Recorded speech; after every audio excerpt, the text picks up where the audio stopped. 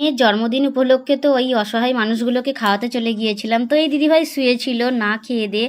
তো আমি যখন ডাকলাম যে দিদিভাই খাবেন? আমি কিছু খাবার এনেছি, আমার মেয়ের জন্মদিন। বলছে, তুই এনেছিস? আমার অনেক খিদে পেয়েছে, আমি না খেয়েই শুয়েছিলাম। খুব ভালো কাজ করেছিস মা।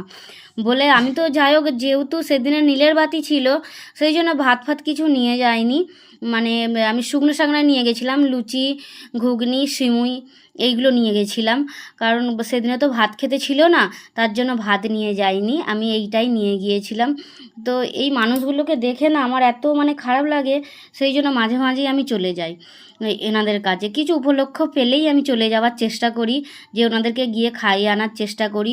তবে হয়তো তোমরা ভাববে যে হ্যাঁ আমি ভিউসের জন্য এরকম করি, কিন্তু তেমন কিন্তু কিছুই নয়। যদি সেরকম মনে হয় যে ভিউসের জন্য আমি এরকম করি, আমার প্রোফাইলে গিয়ে তোমরা দেখে আসতে পারো। নর্মাল আমি খাওয়া দাওয়ার ভিডিও করি, নর্মাল সংসারের ভিডিও করি, এই ভিডিওগুলোর থেকে বেশি ভিউজ হয়, ঠিক আছে? তাই আমি ভিউসের আশায় এগুলো করি না, এগুলো আমি মন থেকেই করি। তো তোমরা যদি বিশ্বাস না করো এই কথাগুলো, তাহলে আমার প্রোফাইলে গিয়ে দেখে আসতে পারো। তো দেখো, আমার তো ক্ষমতা বেশি কিছু নয়, আমি একটা সাধারণ মানুষ। তো এই পাখাটা নিয়ে গিয়েছিলাম, অনেকগুলো পাখা নিয়ে গেছিলাম, সব অসহায় মানুষদেরকে দেবো বলে।